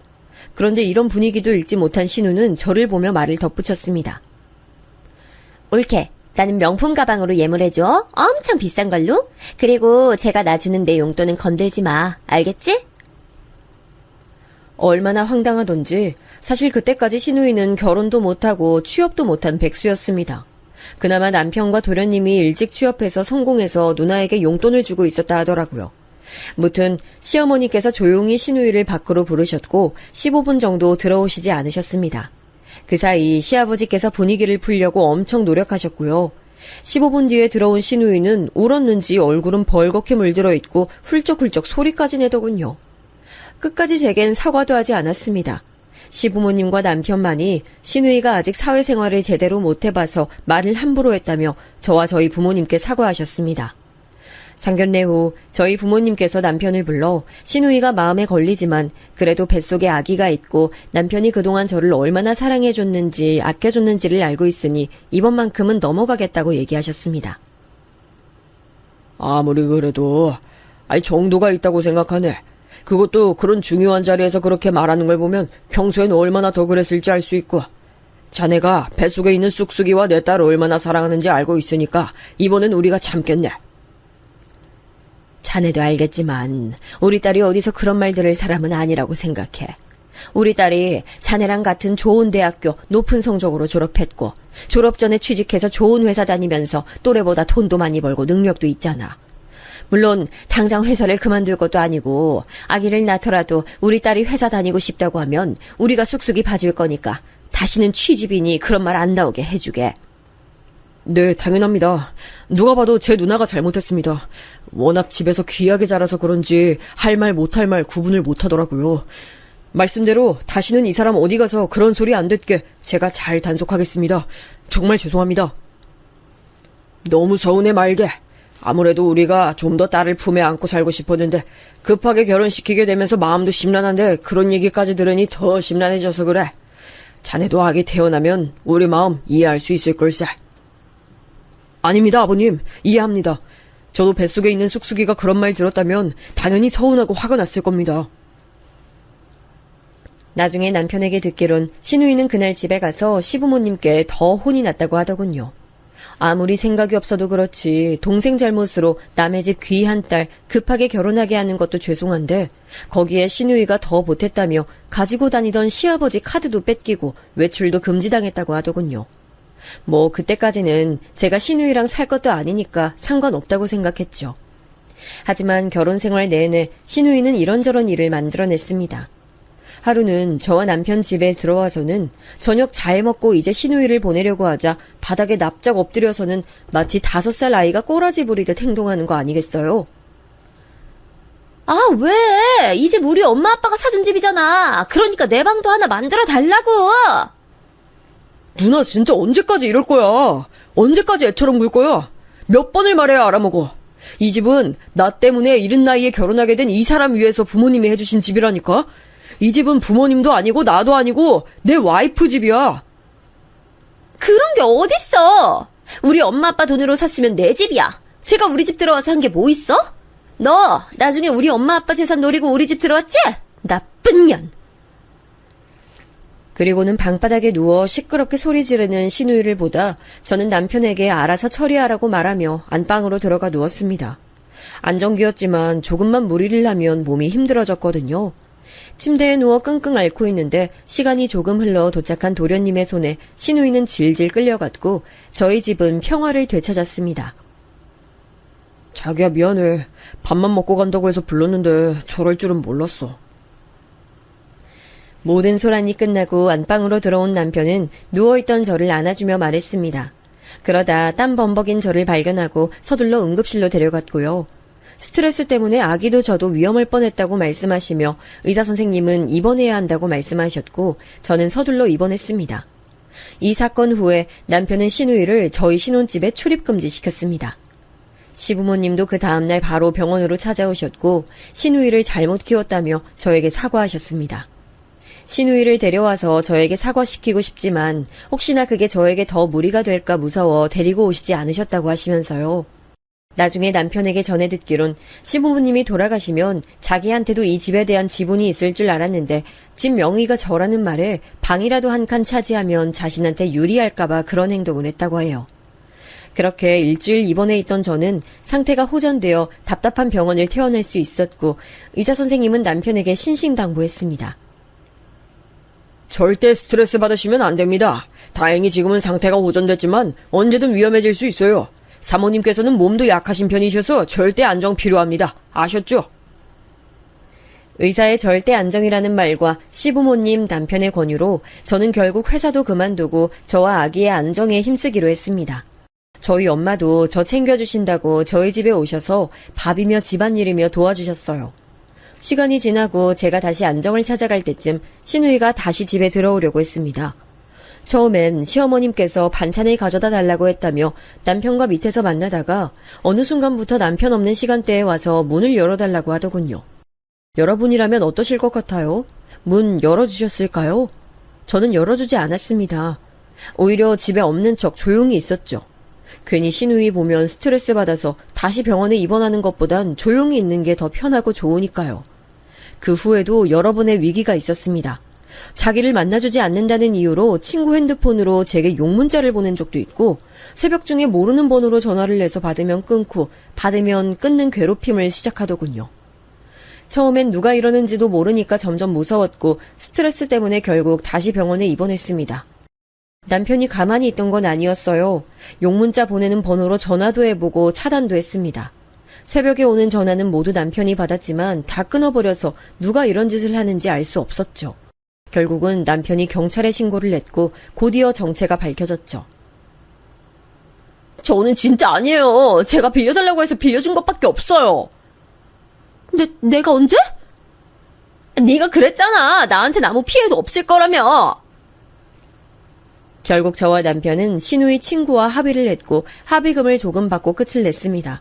그리고 신우이는 그날 시부모님에게 끌려와 병실에 있던 제게 무릎을 꿇게 됐습니다. 난 잘못 없어. 아빠가 올케한테 사과 안 하면 카드 안 준다고 해서 사과하려고 찾아갔는데 계속 없는 척하고 나 무시하잖아. 어쩜 사람이 저렇게 당당하게 헛소리를 할 수 있는 건지 제가 왜 자기를 무시하는지 이유도 모르는 사람처럼 구는 신우이를 보며 저는 가지고 있던 모든 정이 떨어졌습니다. 시부모님도 더 이상 하실 말씀이 없는지 허망한 표정으로 신우이를 바라보시고 남편만 얼굴이 벌겋게 변해서는 씩씩거리더군요. 당장이라도 신우이를 끌고 가서 한 대 쥐어받고 싶어하는 표정이었습니다. 저는 신우이처럼 소리를 지르는 게 아니라 차분한 목소리로 말했습니다. 그러면 이게 형님 사과인 거죠? 자기 때문에 병원 입원한 사람한테 다른 사람 번호로 욕문자 보내고 새벽에 잠도 제대로 못 자게 하는 거 말이에요. 그건 다 올케 잘못이지. 올케가 뱃속 아기 핑계대면서 나랑 동생들 사이 이간질 시키고 엄마랑 아빠랑 내 사이도 이간질 시킨 거잖아. 뭐? 아니, 그게 무슨 헛소리야. 내 와이프가 언제 그랬어? 내 가정이 생겼으니까 거기에 충실한 게 당연한 거지. 그게 무슨 이간질이야. 아니, 누나야말로 이간질 하지 마. 봐봐. 지금도 그러잖아. 임신한 게 무슨 대수라고 저렇게 상전 취급해? 내가 왜 저런 애 때문에 카드도 뺏기고 여기서 이렇게 무릎 꿇고 있어야 되냐고. 병실 떠나가라 고래고래 소리를 지르는 신우이에 열이 확 오르는 게 느껴졌습니다. 그 순간 숨이 턱턱 막히더군요. 숨을 쉬려고 하는데도 쉬어지지 않았습니다. 그 다음부턴 기억이 나지 않지만 남편 말론 정말 위험했다고 했습니다. 과호흡이 와서 그대로 기절했고 의사랑 간호사랑 달려와선 남편에게 이런저런 동의서에 사인을 하게 했다고 하더군요. 다행히 기적적으로 저와 아기 모두 무사했고 아기와 제가 잘못될 뻔해서야 신우이는 조금 조용해졌습니다. 그때 뱃속에 있던 저희 딸은 벌써 5살이 됐습니다. 딸이 태어난 뒤로 시부모님의 사랑을 가득 받아서 그런지 신우이는 저희 딸도 괴롭히더군요. 때리고 꼬집고 그런 건 아니지만 저희 딸이 자면 일부러 깨우고 과자라도 하나 먹으려고 하면 아기 손에서 과자를 뺏어가 먹어서 꼭 딸을 울렸어요. 남편과 도련님도 이제는 아기까지 괴롭힌다며 핀잔해줬지만 그래도 굴하지 않더군요. 집에서도 이런 사람인데 밖에선 오죽하겠어요. 대학도 휴학, 복학을 밥 먹듯이 하다가 간신히 졸업하고 들어간 회사에서도 사수가 너무 잔소리가 많다고 첫 출근한 지 한 달도 안 돼서 그만두고 공무원 하겠다고 저러고 있었죠. 결국 보다 못한 부모님께서 가게 하나를 내주셨습니다. 나름 잘 운영하다가 서비스직은 자신과는 안 맞는 것 같다며 아는 사람한테 가게 팔았다고 한 뒤로는 시부모님도 포기하신 것 같았습니다. 그러던 어느 날 사건이 하나 발생했습니다. 제가 딸 낮잠 재우러 들어간 사이 자기 남자친구와 함께 몰래 저희 집에 들어와서는 단 15분 만에 제 옷이며 가방, 목걸이를 가지고 나갔거든요. 하필 전날 잠이 부족해 딸과 함께 잠든 후였는데 아무리 신우이 남자친구라고 해도 나쁜 맘 먹고 저랑 딸이 자고 있던 방문을 열었다면 어떻게 됐을지 끔찍했죠. 게다가 신우이가 훔쳐간 목걸이는 저희 외할머니가 엄마에게 주시고 그 목걸이를 엄마가 제게 물려주신 외할머니 유품이었습니다. 사라진 목걸이에 거실 CCTV를 돌려보던 제가 신우이 얼굴을 발견하고 얼마나 황당했을지 이해되시나요? 아무리 나이를 먹어도 고쳐지지 않은 행동과 인성, 게다가 이제는 도둑질까지. 심지어 다른 건 다 괜찮아도 목걸이를 가져가다니 결국 그 모든 화는 남편에게 쏟아졌습니다. 도대체 형님은 나이를 뭐 어떻게 먹고 있는 거야? 아무리 오냐오냐 키웠다고 해도 도둑질이라니 말이 되냐고. 지금이라도 당장 우리 집 못 오게 하라고. 여보, 미안해. 진짜 미안해. 말로만 미안하다고 하지 말고 어떻게 좀 해보라고. 당신이 사준 것만 가져간 것도 아니고 우리 엄마가 나한테 물려주신 목걸이도 가져갔어. 너 계속 형님 단속 못 시키면 우리 이혼이야. 그 말을 하고 엉엉 울었습니다. 목 놓아 엉엉 울자 잠들어 있던 딸도 깨서 저와 함께 울었습니다. 결국 저도 남편도 그날은 잠도 못 잤죠. 후에 신우이가 가져간 옷과 가방은 찾을 수 있었지만 목걸이는 찾지 못했습니다. 이미 팔아버렸다고 하더군요. 결국 남편이 신우이를 데리고 금은방에 찾아가 돈을 더 주고 다시 그 목걸이를 사와야 했습니다. 그 뒤로는 남편 나름대로 신우이를 열심히 단속하더군요. 저는 집 비밀번호를 바꿨고 그 누구에게도 알려주지 않았습니다. 남편에게도 단단히 약속을 받아냈고요. 시부모님에게는 이해해 주시라고 말씀드렸습니다. 당연히 시부모님은 딸 잘못 키운 본인들이 무슨 할 말이 있겠냐며 알겠다고 하시더군요. 신우이도 자기 잘못이 있으니 더 이상 제게 아무 짓도 못했고요. 하긴 자기 때문에 동생이 이혼하게 생겼으니 안하무인 짓은 더 이상 못하겠죠. 그래도 소소하게 사람 화나게 행동하긴 했지만 이젠 저도 신우이를 봐주지 않았습니다. 화를 내게 하면 똑같이 화냈고 행패를 부리면 뒤도 안 돌아보고 집으로 돌아갔죠. 시부모님께는 죄송했지만 거기 더 있었으면 제 속에 있는 화가 폭발할 것 같아 나와버렸습니다. 다행히 시부모님께서도 이해해 주셨고요. 그렇게 제가 신우이를 피하고 화를 내니까 그제야 제가 덤비지 못할 사람이라는 것을 깨달았는지 점점 조용해지더군요. 그렇게 평화로운 시간을 보내던 어느 날 도련님께 연락이 왔습니다. 진지하게 만나고 있는 사람이 있는데 저희 부부에게 먼저 소개시켜주고 싶다고 말이에요. 그렇게 말하며 저희 부부와 딸을 멋진 레스토랑에 초대하더군요. 그 레스토랑은 저희 지역에서 분위기가 좋고 음식이 맛있고 깔끔한 곳이라고 평점이 높은 곳이었습니다. 알고 보니 그 레스토랑이 동서될 사람의 집에서 운영하는 곳이라고 하더군요. 동서는 평범한 회사원인데 동서네 오빠가 그 레스토랑의 요리사고 부모님과 함께 운영한다고 하더군요. 무튼 그곳에 동서가 저희 딸도 보고 싶다고 초대해줘서 딸도 함께 갔습니다. 그곳에서 만난 동서는 정말 누가 봐도 예쁜 사람이었습니다. 하얗고 잡티 하나 없는 얼굴에 눈웃음이 매력 포인트였죠. 오죽하면 저희 딸이 동서 보고 언니가 너무 예쁘다고 할 정도였죠. 동서도 그런 저희 딸에게 고맙다고 딸도 아주 예쁘고 사랑스럽다고 말해줬고요. 바쁘실 텐데 초대 응해주셔서 감사해요. 좀 더 좋은 곳에서 식사 대접하고 싶었는데 저희 친오빠가 남자친구 형 부부 식사 대접 꼭 해주고 싶다고 하셔서 이곳으로 모셨어요. 다음엔 더 근사한 곳에서 같이 저녁 먹어요. 아니에요. 정말 멋지고 분위기 좋은데요. 이렇게 멋진 곳 초대해주셔서 너무 고마워요. 식사하는 중간중간 얘기를 하면 할수록 동서가 아주 좋은 사람이라는 걸 알 수 있었습니다. 심지어 저희 딸까지 알뜰하게 챙겨주는 모습에 저희 부부는 두 사람이 결혼한다고 하면 시부모님이 반대해도 팍팍 밀어줄 거라고 얘기했죠. 정말이에요. 물론 시부모님께서 좋으신 분들이라 그럴 일 없겠지만 만약 시부모님이 반대하시더라도 우리 부부가 팍팍 밀어줄게요. 진짜 도련님이랑 동서랑 너무 잘 어울려요. 정말요? 감사합니다. 그럼 앞으로 형님이라고 불러도 될까요?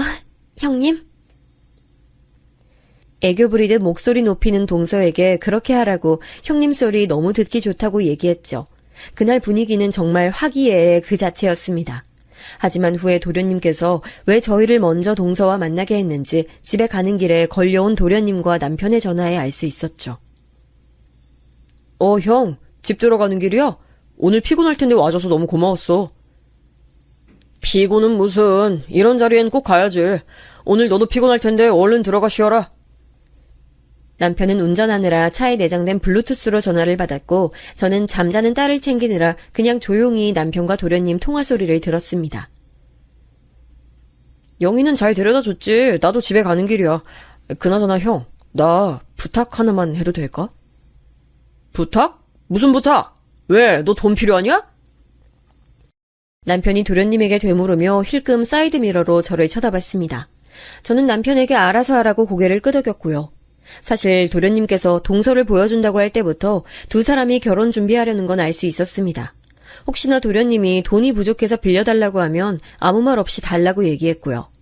사실 저희 부부가 결혼할 때 도련님은 갓 사회초년생이었는데 알뜰살뜰하게 모은 돈 1,000만 원을 저희 결혼하는데 보태라고 줬거든요. 다행히 그 돈은 쓰지 않고 잘 간직하고 있었고 그 돈에 이자를 붙여서 다시 돌려줄 생각도 하고 있었고요. 돈은 무슨, 나도 돈 있어. 그게 누나 때문에. 누나가 형이나 나를 많이 의지하잖아. 형 결혼할 때도 힘들어했는데 나까지 결혼한다고 하면. 뜬금없이 튀어나온 형님을 가리키는 호칭에 사례가 튀어나올 뻔했습니다. 하지만 사실 잘 생각해보면 전혀 뜬금없진 않았습니다. 저와 남편이 결혼할 때도 시누이가 폭탄이었는데 그 모습을 가장 가까이 지켜본 도련님이 걱정하지 않으면 오히려 그게 이상하죠. 남편은 도련님 말에 잠시 아무 말도 않다가 한숨을 푹 내쉬며 말했습니다. 누나가 최근까지 너네 형수한테 잘못하는 거 봤잖냐. 누나는 그냥 우리가 너무 오냐오냐 해서 그런 거야. 이젠 자기도 그러면 안 된다는 걸 깨달아야지. 집에 영희 데려가면 또 한바탕 할 거 생각하니까 눈앞이 깜깜해. 그래도 너무 걱정하지 마. 나 결혼할 때야 처음이었고 너무 갑작스러워서 누나가 마음의 준비가 안 돼서 그런 걸 수 있잖아. 게다가 지금은 그때보다 나이도 더 먹었는데 설마 그렇게까지 하겠어? 그래도 혹시 모르니까 재수 씨랑 누나 만나는 날에 내가 미리 누나한테 얘기해 놓을게. 너무 걱정하지 마. 형만 믿을게. 조심히 들어가. 그래, 너도 조심히 들어가고. 전화가 끊기고 남편도 저도 한숨이 절로 나왔습니다. 남편도 말은 저렇게 했지만 참 답답하겠죠. 나이도 먹을 만큼 먹은 형님이 아직도 동생 부모님 타령을 해대며 제대로 된 일자리도 없이 백수로 살면서 시부모님이 주시는 용돈이나 까먹고 있으니까 말이에요. 공무원 시험 공부는 하고 있는 건지도 모르겠고 공부는커녕 친구들이랑 놀러 다니기 바쁘니까 말이에요. 아무래도 동서한테 사실대로 말하는 게 좋지 않겠어? 말로는 이미 재수 씨한테 했다고 하는데 만나는 거랑 말로 하는 거랑 다르잖아. 그래서 더 걱정스러운가 봐. 그래도 도련님은 끊고 맺음이 확실하니까 형님도 우리 때처럼 그러진 않겠지. 그리고 당신 말대로 사람이라면 발전을 했겠지. 괜히 신우이 생각하니 속에서 화가 올라오는 기분이었습니다. 말도 곱게 나가지 않았지만 남편은 아무 말도 하지 않았고요. 지금도 딸과 제가 잘못될 뻔했던 것과 엄마가 물려주셨던 목걸이 팔아먹은 짓을 생각하면 상종하기 싫어요. 그래도 재수씨 만나기 전엔 경고는 해둬야지. 언제까지 우리가 곁에서 계속 챙겨줄 수는 없는 노릇이니까. 저는 남편 알아서 하라고 고개를 끄덕여주고는 이 일은 잊어버리고 있었습니다. 그리고 나서 후에 남편에게 듣기론 남편은 정말 동서와 시부모님, 시누이가 만나기 전에 경고를 했다고 해요. 나이도 먹을 만큼 먹었으니 설마 저희 부부에게 했던 것처럼 버르장머리 없이 굴진 않겠지 하고요. 누누이 경고하지만 우리 와이프들한테 다시는 그러면 안 돼. 알았어? 알았어. 아주 귀에 딱지가 않겠어. 그만해, 그만. 괜히 재수씨 앞에서 그런 식으로 행동하지 말고 이번에도 우리 부부에게 했던 대로 하면 부모님도 지원 다 끊어버린다고 하셨으니까 절대 그러지 마. 알겠다고. 내가 5살 먹은 애도 아니고. 나도 그때 내가 잘못한 거 아니까 이제 그만해. 시누이가 이렇게 말했다고 해도 저는 믿지 않았어요. 근데 어떻게 된 일인지 정말 동서와 시부모님, 시누이가 만나는 자리에서도 투덜거리지도 않고 얌전히 밥만 먹었다고 하더군요. 역시 사람이 나이를 먹으면 달라지는구나 하는 마음이 들었고 도련님과 동서는 어서 결혼을 하고 싶다며 냉큼 상견례 날짜까지 잡아왔습니다. 그런데 이때다 싶었는지 시누이는 당당하게 시부모님에게 상견례에 입고 갈 옷이 없다며 돈을 달라고 하더군요. 아니 그럼 셋째 상견례 자리에서 내가 제일 추리하면 되겠어? 나도 백화점 가서 예쁜 옷 입고 갈래. 돈 줘, 돈. 누가 보면 아주 시부모님에게 돈 맡겨놓은 사채업자인 줄 알겠다니까요. 그래도 좋은 게 좋은 거라고 시부모님도 이왕 이렇게 된 거 좋은 옷 사입으라고 용돈을 주시더군요. 그 꼴이 보기도 싫고 또 여전히 5살 먹은 애처럼 구는 시누이가 꼴 보기 싫었지만 저희 부부와 아들까지 초대해준 도련님과 동서의 마음을 생각해 결국 상견례에 참여하기로 했습니다. 상견례도 저번에 저희 부부를 만났던 동선의 레스토랑에서 하기로 했습니다. 시부모님 집에서는 거리가 좀 있어서 저희 부부가 시부모님을 모시고 가기로 했고 시누이는 친구들과 놀다가 택시를 타고 간다고 하더군요. 그러려니 하고 시부모님을 모시고 레스토랑에 갔는데 이게 무슨 황당한 일인지 친구랑 놀고 그쪽으로 바로 오겠다던 시누이가 레스토랑 앞에서 그 친구들과 자기들도 들어가겠다고 실랑이를 하는 게 아니겠어요? 아니 여기서 우리 동생 상견례 하기로 했다니까요. 여기 이 친구들도 제 손님인데 같이 들어가겠다고요. 죄송하지만 말씀드린 것처럼 초대된 분들 외에 다른 분은 입장할 수 없습니다. 아니 그러니까 내가 우리 동생 상견례에 초대됐고 초대된 내가 내 친구들 초대했으니까 그럼 된 건데 아니 도대체 왜 못 들어가게 하는 거예요? 저희 부부가 빨리 와서 다행이지 정말 저걸 동서 부모님이나 동서가 먼저 봤다면 정말 절망적이었을 겁니다. 얼마나 멍청하면 저런 계산을 할 수 있을까요? 당장 가서 뒤통수를 한 대 때려주고 싶은데 보는 눈이 많아서 그럴 순 없고 남편이 조용히 다가가서 직원분께 사과하고 시누이 친구들을 단호하게 돌려보냈습니다. 그렇게 시작된 상견례는 오히려 삐져있는 시누이 때문에 조용히 지나갈 수 있었습니다. 후에 도련님께 시누이 친구들이 들어오려고 했던 사건에 대해 남편이 모두 일러버려서 시누이는 도련님에게 한 소리 듣게 됐지만요. 무튼 그래도 제가 겪었던 것보다는 아주 조용히 지나가서 저희 부부도 도련님도 조금은 안도를 하고 있었습니다. 한참 딸을 유치원에 등원시키고 집 청소를 하고 있는데 동서가 근처라며 저에게 연락을 해왔습니다. 첫 만남에 번호도 교환하고 사는 곳도 얼추 알려줘서 저희 동네에 볼 일 있어 왔다가 제 생각이 났다며 동서에게 연락이 왔습니다.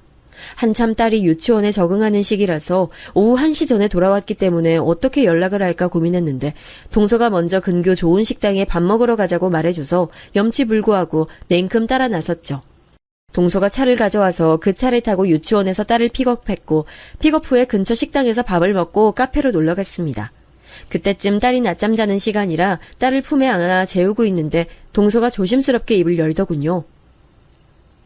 저 형님, 제가 뭐 하나 여쭤봐도 될까요? 네, 그럼요. 왜요? 도련님이 잘 못해줘요? 내가 도련님 약점 좀 알려줘요? 장난스럽게 되물은 제 말에 동서는 잠시 우물쭈물하더니 카톡 하나를 보여주며 제게 말하더군요.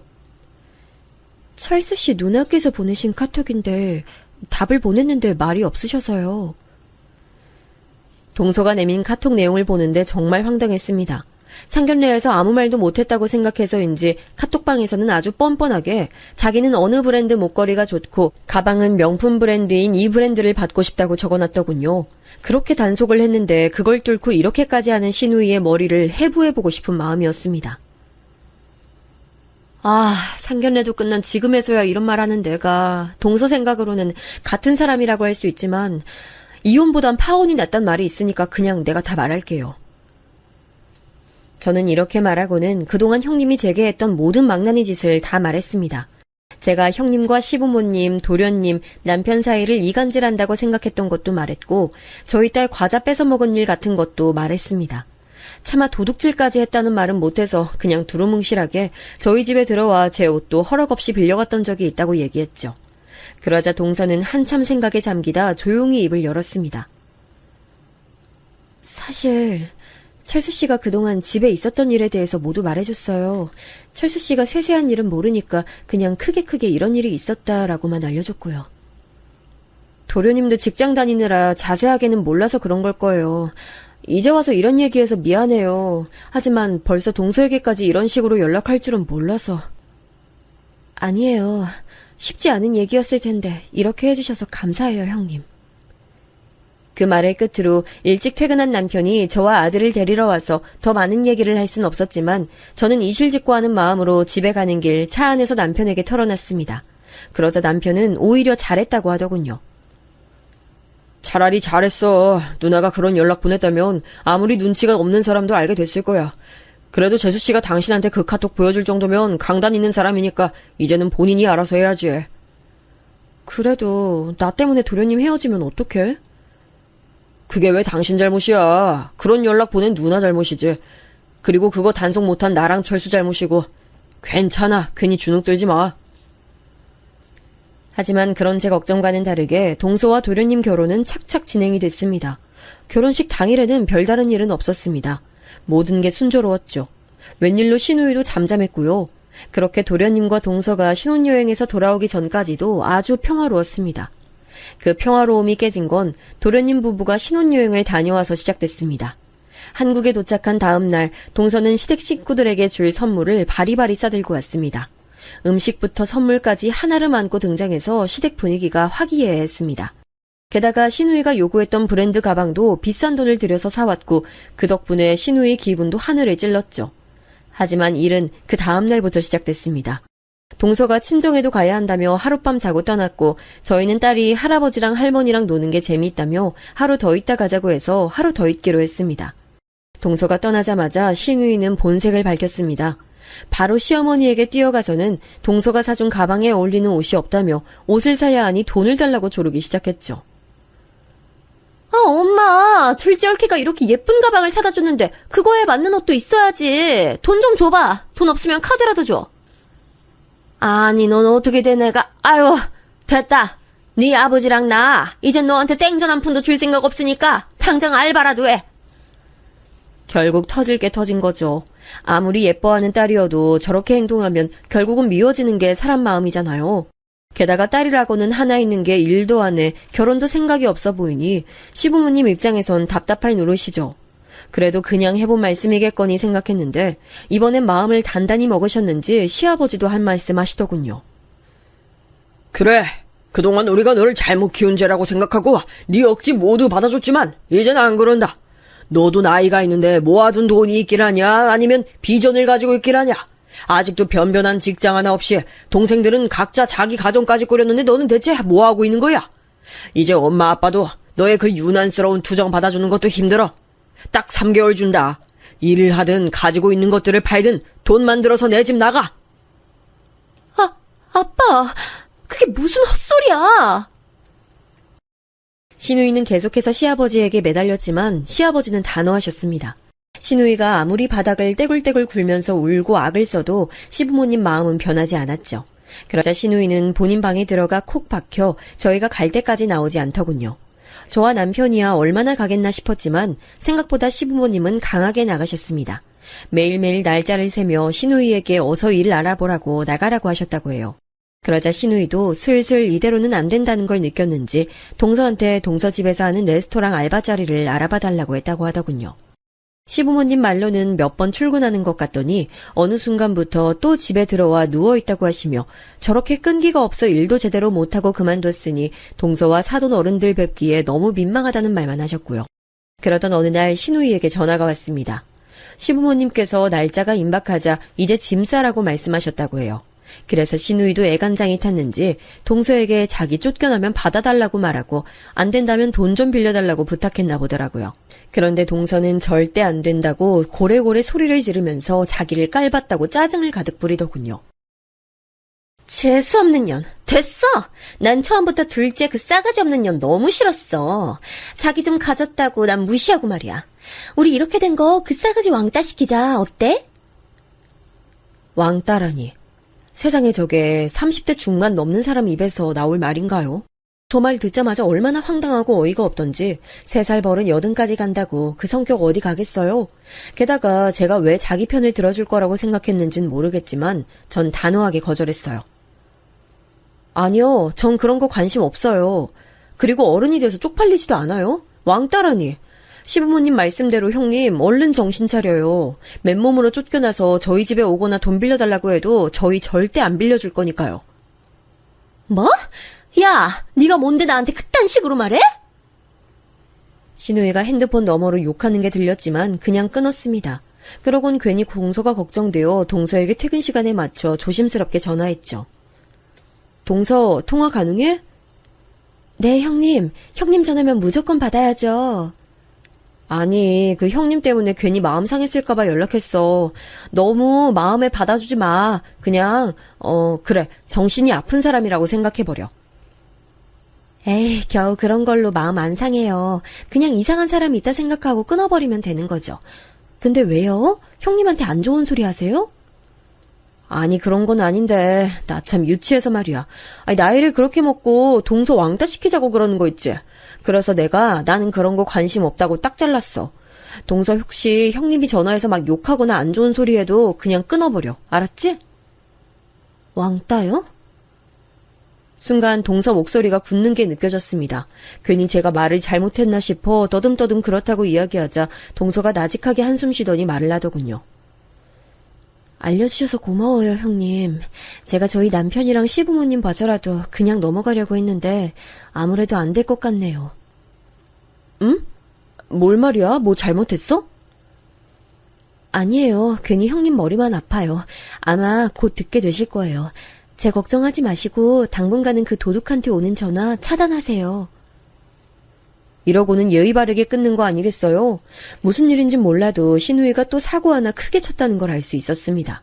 그렇게 시간이 흘러 이 사건에 대해서 까먹고 있었는데 어느 날 신우이에게 울면서 전화가 왔습니다. 아, 여보세요? 여보세요, 형님? 갑자기 전화해서 얼마나 큰 소리로 우는지 귀가 다 떨어져 나갈 정도였어요. 전화 받고 5분이 지났는데도 너무 시끄럽게 울어서 도대체 어떻게 된 일인가 싶어 그 전화를 끊고 시부모님에게 전화를 했죠. 사실 그때까지 시아버지께서 신우이를 정말 쫓아내셨구나 하는 생각밖에 없었습니다. 어머님, 형님이 전화하셔서 엉엉 울기만 하시는데 무슨 일 있으세요? 됐다. 우린 그런 애 몰라. 아우, 너랑 새아가한테 얼마나 미안하고 민망한지. 너도 아는 척 말고 행여나 너희 남편이 누나 도와준다 그러면 절대 그러지 말라고 말려. 걔도 사회가 얼마나 힘든지 알아봐야 하지 않겠어? 세상에 동네 창피해서. 하시면서 전화를 끊으시더군요. 도대체 무슨 일이 일어나고 있는지 몰라 어리둥절하고 있을 때쯤 딸과 함께 귀가한 남편이 들어왔습니다. 무슨 정신으로 저녁을 먹었는지 모르겠지만 저녁을 다 먹고 씻고 잠든 딸 방에서 나오는 남편을 붙잡고 물어봐 전후 사정을 알게 됐죠. 시부모님이 말씀하신 3개월이라는 시간이 점점 다가오자 신우이가 마음이 조급해졌나 봐요. 나이도 있으니 알바도 쉽게 구해지지 않고 이력서 넣은 곳에선 아무런 연락이 없자 동서에게 전화를 했나 보더라고요. 동서 레스토랑에서 알바로 써달라고 말이에요. 착한 동서는 마침 레스토랑 직원 하나가 퇴사를 해서 비어있는 자리에 신우이를 넣어줬고요. 그런데 신우이가 거기서도 맨날 일도 제대로 안 하고 기존에 있던 직원이라도 싸우고 심지어는 설거지도 대충 해서 레스토랑으로 손님들이 컴플레인을 넣었다고 하더군요. 레스토랑도 이미지 장사인데 신우 때문에 이미지에 타격을 먹은 거죠. 미꾸라지 한 마리가 물을 흐린다고 딱 그 꼴이었습니다. 그래도 동선의 오빠는 혹여나 동서가 중간에서 곤란할까봐 말하지 않았다고 해요. 그래도 꾸역꾸역 출근해서 알바비도 받아가고 그랬는데 그 돈은 다 어디에 썼는지 없어졌고 돈 떨어진 신우이는 못된 생각을 한 거죠. 바로 레스토랑 돈통을 털어가는 거. 생각하자마자 실행에 옮겼더군요. 장사가 끝나고 문이 닫힌 시간에 퇴근할 때 미리 열어놓은 주방 뒷문으로 잠입해서 돈통에서 돈을 모두 털어 도망쳤다고 해요. 물론 다음날 레스토랑을 오픈한 직원은 비어있는 돈통과 열려있는 뒷문으로 도둑이 들었다는 걸 확신하고 바로 경찰에 신고를 했고요. 하필 레스토랑 CCTV가 한 달에 한 번씩 자동으로 정리되는 날이라서 그날의 CCTV는 남아있지 않다 하더군요. 아마 이것도 신우이가 계산해서 한 것 같아요. 완전 계획된 범죄였죠. 하지만 신우이가 하나 생각을 잘못한 게 레스토랑이 운영을 안 하는 시간에는 주차장을 사용하도록 해놔서 그 시간에 주차된 차가 많았다는 거예요. 경찰은 그냥 주변 조사만 하고 돌아갔고 동선의 오빠는 돈 때문이 아니더라도 꼭 범인이 잡고 싶어서 그때 주차되어 있던 차주들을 찾아내 블랙박스 영상을 받았다고 해요.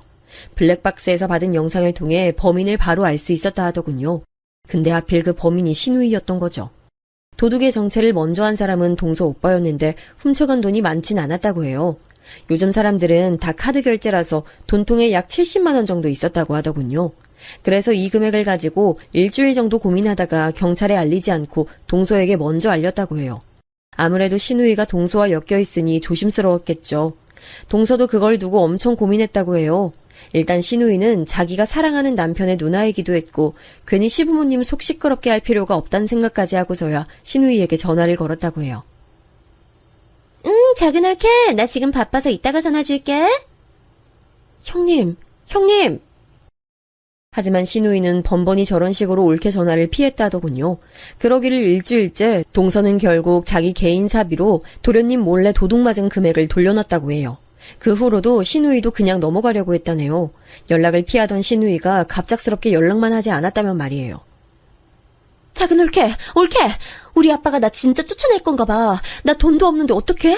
작은 옳게가 우리 아빠 엄마 좀 설득해봐. 응? 제발. 그것도 아니면 나 좀 재워줘. 그거 아니면 나 돈 좀 빌려줘. 전화를 받자마자 와다다다 쏟아내는 신우이에 동서가 머리끝까지 화가 났고 결국 질려버렸다고 하더군요. 그 나이 처먹고 아빠 엄마 타령 좀 그만해. 정신이 있으면 얼른 독립해야지. 아버님 말씀 틀린 거 하나 없어. 얼마나 염치가 없으면 우리 오빠 돈까지 훔쳐놓고 나한테 돈을 내놓으래? 나이를 어디로 먹은 거야? 나이 많은 게 벼슬이야? 당신 경찰에 신고하기 전에 얼른 우리 오빠 돈 안 내놔? 그 말을 듣자마자 신우이는 전화를 끊었고 동서도 잘됐다 싶었다 해요. 앞으로 본인한텐 적어도 이렇게 눈치 없는 짓은 안 하겠다 싶어 도둑질한 것도 그냥 넘어가려고 했대요. 근데 거기서 제가 동서에게 전화를 한 거예요. 그것도 신우이가 동서 왕따 시키자고 했단 말을 하면서요. 완전 열받은 동서가 결국 본인 오빠에게 경찰에 신고하라고 했고 동선의 오빠는 전해 들은 신우이들의 만행에 화가 나 경찰에 신고했대요. 피해자가 증거를 가져가는 것도 조금은 웃기지만 그래도 요즘 블랙박스 화질이 워낙 좋아서 경찰 쪽에서도 단박에 신상을 특정할 수 있었고 경찰이 시댁에 방문해 신우이를 조사해야 한다고 데리고 간 거죠. 신우이가 엉엉 울면서 저한테 전화를 건 그 시간에 바로 경찰서에서 조사받고 나온 다음이라고 하더군요. 시부모님도 거절하고 얘기 전해 들은 도련님도 거절했다고 해요. 제가 가장 늦게 소식을 받았으니 전화를 받은 거고요. 아마 제게 동서를 설득해달라고 하려고 전화한 것 같은데 제가 끊어버렸으니 지금도 엉엉 울고 있겠죠. 경찰 쪽에선 동서와 동서 오빠에게 가족 되는 사이면 합의하는 게 좋겠다 했지만 동서도 동선의 오빠도 절대 합의 의사가 없고 시부모님도 더 이상의 도움은 주지 않겠다고 딱 잘라 말해서 신우이는 이제부터 합의 없이 재판까지 가야 하는 상황이 됐죠. 돈을 물어줄 능력도 없고 시부모님 이야기를 전해들은 저희 부부는 절대 도와줄 생각 없으니 꽃길만 같았던 신우이 인생에 커다란 굴곡이 좀 생기겠죠. 그러게 아무리 힘들어도 열심히 일해야지 어쩜 도둑질을 생각했을까요? 제가 한번 봐줬으니까 동서도 그럴 거라고 생각했을까요? 무튼 이제 신우이 인생은 누가 봐도 막장으로 치닫겠죠. 제 얘기는 여기까지인데요. 저는 사실 신우이 인생이 저렇게까지 망가지는 거 나름 고소하고 시원한데 여러분은 어떻게 들으셨나요? 긴 글 읽어주셔서 감사합니다.